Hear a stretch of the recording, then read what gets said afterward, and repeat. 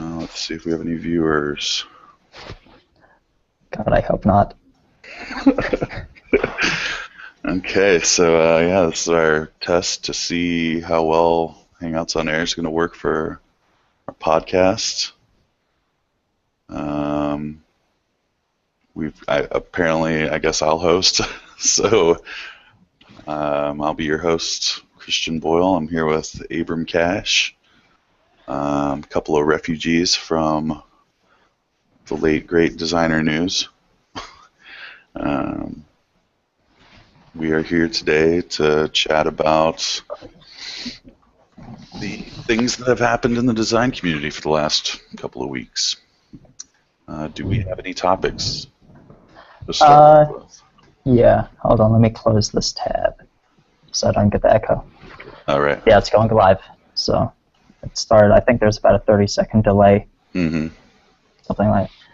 Anyway, so first let's just talk about what we want to do with the podcast, like our format. So right now it's just 2 people. Hopefully in future episodes it will always be 3 people.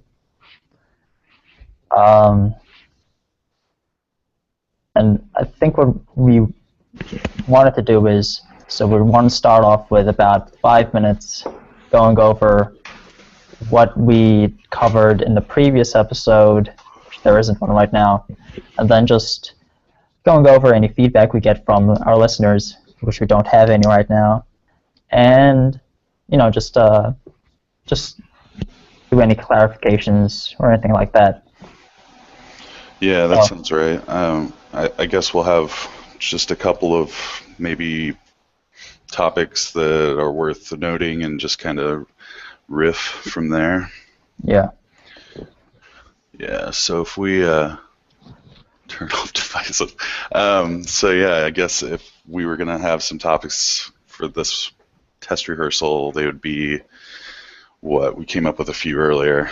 Yeah, I mean, like the format was we have 3 people, each person speaking about a topic, and preferably like not a newsy topic, but more like a more general topic. So somebody want to listen to an episode a year after it's recorded, still get some use out of it.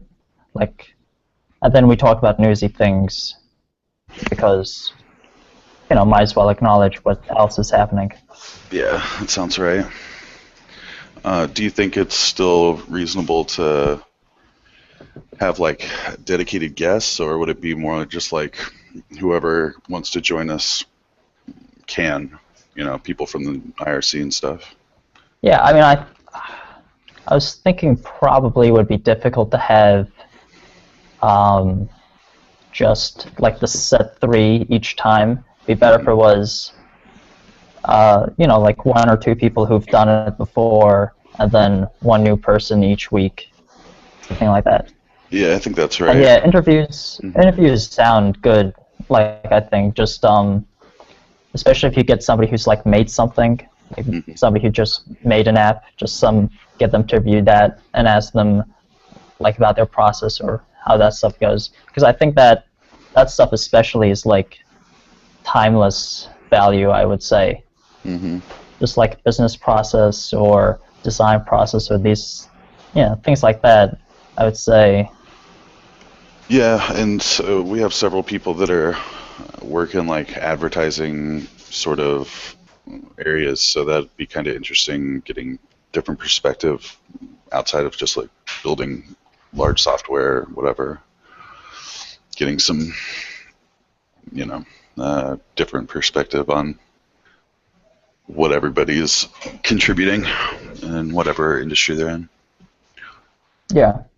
And we also have some people who make music, things like that, which is also, it's also part of the creative process, but it's not creative process that most of us really think about, like how it's done.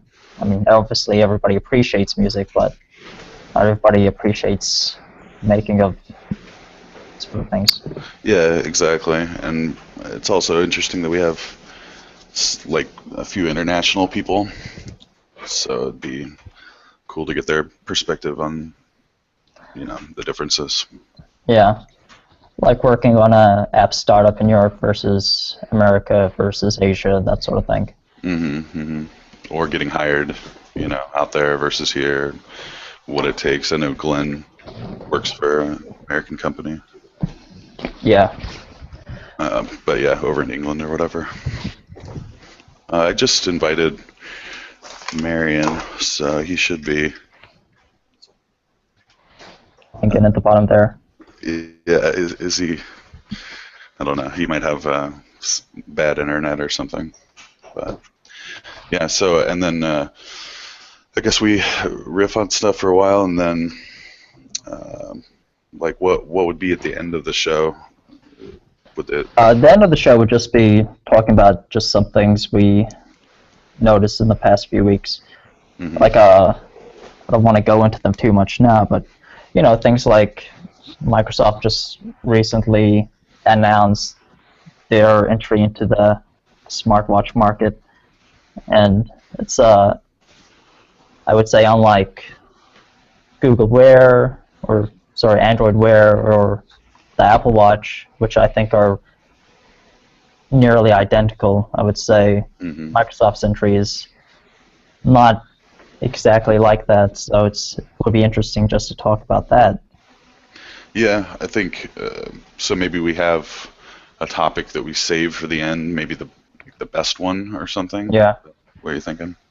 Yeah. Yeah, that seems right to me.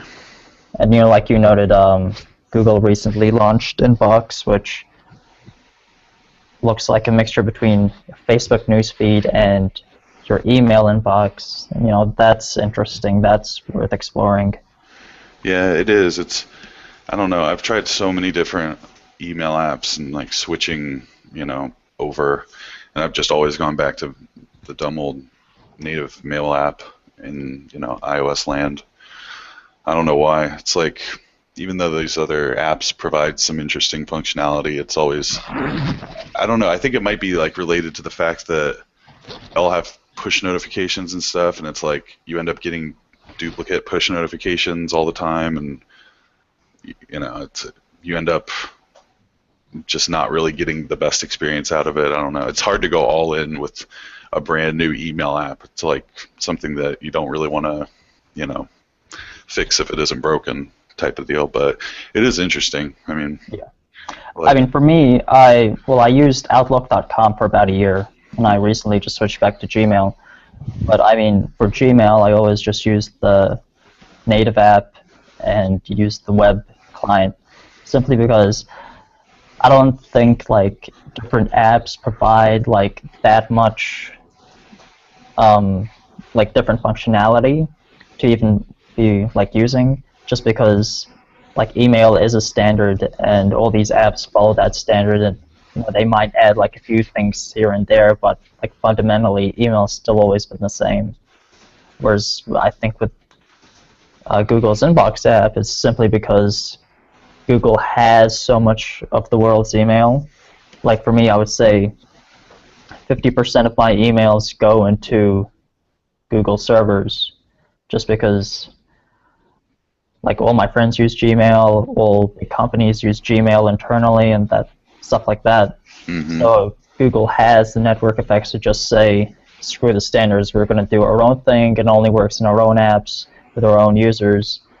And then like if you send an email through Inbox like to somebody else, just look like a regular email, but you're sending stuff in between Google servers. They have the ability to like tweak things and make things like not like standard email. Yeah, it's true. It's like, that's why we're using Hangouts on Air right now, and Google Plus, even though neither of us use it. It's like, it's so integrated that it makes it the best option, for a lot of people. Yeah, like everybody has a Google account just because of Gmail, or everybody has a Google account because of like even maybe Blogger or YouTube, and because you have a Gmail account, which means you have an account to use Hangouts, and because you can use Hangouts, you can also broadcast directly to YouTube just because you have the account there as well. Yeah. So just by having all of these big things, they have the ability to like integrate them in interesting ways. Hmm. And I find Inbox a lot more appealing than Mail app or Mailbox. Just, mostly because of the IMAP stuff. Mailbox not having that's really annoying. And having multiple, email clients is not really feasible. Looks like we might have had Marion join us here. I don't know. Is he really quiet or? Hello. Hey, Hi guys. how's it going? How is my voice quality? That's pretty good, yeah. Yeah. Oh, nice, nice, great. So yeah, what time is it over there? It will be 10 p.m. Nice. Great, great. You have the best timing every time. Well, this is working out pretty well, I think. Yeah, I mean, it's 4:40 p.m. here. I assume it's 3:40 over where you are. Yep. 3:40 here. But you are at work now, or you have like free day? No, I'm at work. I just work from home. This is my lunch break. I am at the office, but I have nothing to do today, so that's why I wanted to do it now. Yeah, I think it's going to work out. I think maybe we get better quality if we don't use video. Yeah. So that's a nice little bonus. I mean, if we really cared about timing, we'd just do this on the weekends. Mm-hmm. Yeah. Yeah, What time works best for you, Marion? Well, I guess. Well, I will have to do it in the evenings anyway, because in the morning it's like too early for me. Mm-hmm. Okay, that sounds good. Yeah, well, this is fine. Like around 9, we can do something, and then I will go directly to bed. No, you'll play Evolve. Oh, exactly. Are you going to be able to play? Like, do you have so you're going to boot to boot camp to do that? Yeah. I think my MacBook Pro will handle it, maybe. So yeah, I will try at least. Yeah, that's going to be so lame if I'm the only one that can play it on PC, and then it just sucks and I don't play it because I don't have any friends to play with. Yeah. I mean, I've looked at videos of that game. It looks pretty graphically intensive. Like, I know I couldn't play it on my Mac Mini.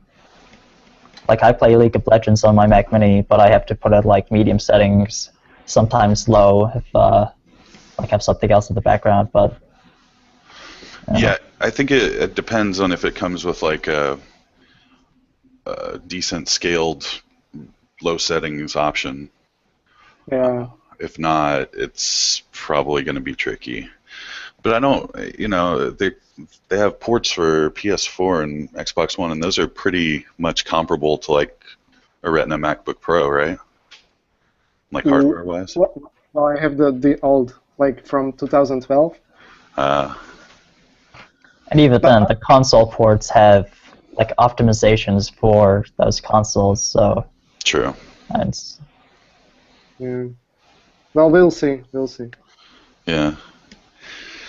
Yeah, I think it'll be fun to talk about video games and stuff too, and not just like straight, Sketch updated. Here's all the new features. Of course, yeah. I mean, just because like I've designed a few video games and like I've worked, programming video games. Like I'm interested in the interface of games quite a lot because I think most games don't do a lot to like change what's going on. Like so many games are just a first-person shooter, just like point at the thing you want to die and then click, and that's so. There are a lot of, I guess, indie games that I played where they have like interesting UIs, interesting mechanics. And it's the same, just like with apps, like interesting UI patterns. It's the same thing, really. Mm-hmm. So I mean like a specific gameplay, like something different. Yeah, I mean, like Papers, Please was like a pretty big one. Everyone, yeah. And it's just like completely different mechanic, and has like a very boring premise where it's it's a paperwork simulator, but somehow it's also fun and it's also like and interface wise it's like looks really nice and very easy to get into. Yeah, and there's games like Desert Golf, which, you would take one look at it and be like, what is this? This looks so dumb. But it's a ton of fun, And I don't know how they do that. Like, are the levels generative, like randomly assembled with, an algorithm or something? Or are they like pre-mapped out? Because I've played through 100 holes so far and it doesn't look like there's any limit. I think they are custom. The Verge did recently a summary of games that you have to own on your iPhone, and I think they've mentioned something that they are made by hand. Oh, nice. Yeah, I mean, if you've ever played the game Rogue Legacy, the levels in that are basically a bit of both. What they have is, they have an algorithm to generate the maps, and then they go through each one that's been generated and tweak a little bit, and then put that in the final game. I've been playing a lot of old school NES Adventure Island lately because it was on Wii U Virtual Console for $5, and it is so incredibly hard. You only get 2 lives, and I guess you get the 0 life too. So essentially, you have 3 lives, but I've gotten through the first boss, which is 5 levels in, and there are no like extra lives or anything. So it's an interesting mechanic where you have to play the levels over and over and over again, and you only get a little further each time, and that's kind of like what draws you in. You're like, I need to get to this next level, and I have no idea how many there are, and I'm scared to look because I never beat it when I was a kid, and I'm probably not going to beat it when I'm an adult, which is pretty sad. But yeah, I mean, those NES games, they were designed that way specifically because of like how much memory there was on the cartridge. So they say you only have so much room to put in levels. So what they do is basically they make the levels really hard, so you have to play them over and over again. So you still get like 10 hours of gameplay, even though you only have like 10 levels because you're just playing the levels continuously. Mm-hmm. Yeah, it's pretty neat. I like that mechanic. And you couldn't really like save the game, right? Because of memory issues also. Yeah, it says it has like restore points, but it glitches out, at least on Wii U, so I don't know if that's even like a real thing. I think it might be like a native Wii U thing that they try to like shoehorn into these old games, but it doesn't work or something. But yeah, well, I think this is going to work out pretty well. I guess we can stop it here and try to see what we can do, if we can rip out the audio, post it elsewhere and stuff, or whatever. Do you guys think we should do, like, should I create a Gmail account, like, specifically for this podcast so that it's not, like, on my personal one? Do you have a YouTube account? Yeah, I mean, it's a Google account. It's all just tied together. No, I think they might have changed this, but last I remember was to use Hangouts on there and have it go onto YouTube. You had to have basically like a YouTube account for over 6 months and like in good standing, meaning you haven't like uploaded something and like you finish with like a DMCA or something. Mm-hmm. Just because otherwise people abuse this just to make a new account and then go on Hangouts on air and then like stream like football games or something. Right. Okay. Yeah, that's fine if we want to do it on my account, or or any one of ours, I guess. Yeah, or I think I'll also go ahead and just set up a Gmail for it, like I did with the other one, the old one, and just to have it, and then maybe after 6 months we decide to use it or something, can move the content over or just start fresh there. Yeah. Sounds pretty good. All right, well, I guess we can call this one a wrap. Success. Good job. Yeah. Good job, guys. I mean, if we say we'll record on weekends, then yeah, I think that would be good. Like Saturdays or Sundays or whatever days, probably Sundays for me. Mm-hmm. Whatever days we're free, just collect the things that we saw interesting over the weekend and just discuss them on Sunday. So we want to make this like a weekly thing? Yeah, if not weekly, maybe like bi-weekly, fortnightly. Mm-hmm. Yeah. Yeah, I think as long as it's a predictable schedule, that's what people seem to like. It's also nice that it has the chat option too, so you can actually like do some sort of chat. Let's see what it looks like real quick. Group chat. Yeah, so you guys see on the. Yeah, there we go. Yeah. Okay, cool. Yeah, so you can also have a producer, so somebody has access to the chat but is not on like being recorded at all. They've been listed at the bottom here. do you think it impacts bandwidth at all for us? Like, do you think it'll lower our stream quality? I mean, I don't think so. Okay. You mean the chat? Yeah. No, not at all. Okay, good. So that only limitation there would be that people need to log into their Google account to chat, I'm guessing. Yeah. Also, another nice feature, I guess, is on the YouTube video of this, there's a lot of people watching. But we're not really going to put any effort into making this a live thing, but, it's there. Yeah, exactly. Okay, that all sounds good. I only heard a couple of staticky cutouts from you, Abram. Everything else sounded pretty good. So I think we can, use this. It'll be way easier than doing the Skype and everybody recording themselves and editing it and mixing it and stuff. So sounds good. So what I'll do is, after this, just download the video, rip the audio, and then, maybe throw a theme tune in there in the first 5 seconds. Wait, this is so is this recording the video or? It records to a YouTube video, but it's not going to have any video. Well, it will have video. Like, it'll show what we're seeing right now, where, whoever's talking, the chat head changes to. Oh yeah, your annoying circling gradient. Yeah, I think this link, like right now, if you clicked on it, you don't probably want to, but if you did, you would see the live stream from 30 seconds ago. So, yeah, that sounds... I mean, if you guys don't want to use Hangouts on Air, we could also use Twitch, but I'm not sure how that would work.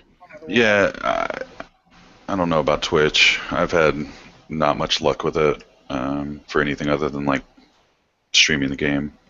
I think you might get banned if you just do like a podcast without like playing a game in the video.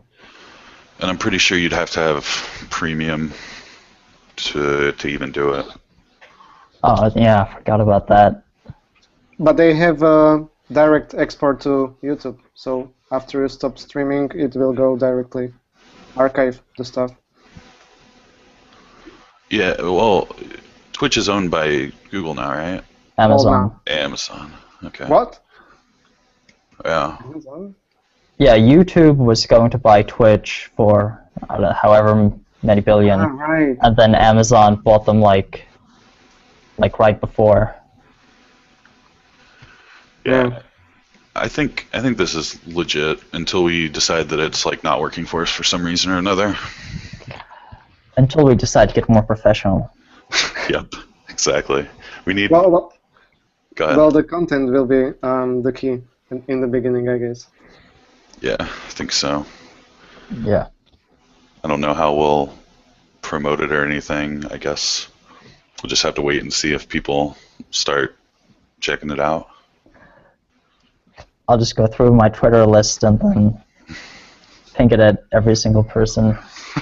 Yep. You have to do it individually, so you know. Yeah, it's not going to be as easy as back in the day when we could just throw it up on a news site. So. Well, someone is still there, I think.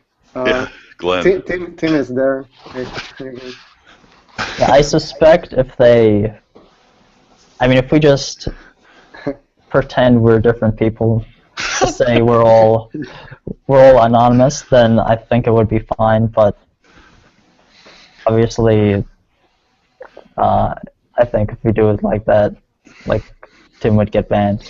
Yeah, I think maybe if there's still active users in our IRC, maybe they'll post it or something, and we just don't even really try or ask. And we'll just filter through there. Yeah, that sounds good. All right, I guess I'll stop the broadcast and we'll call this a wrap. All right. Awesome. All right, Adios. thanks, guys. Later.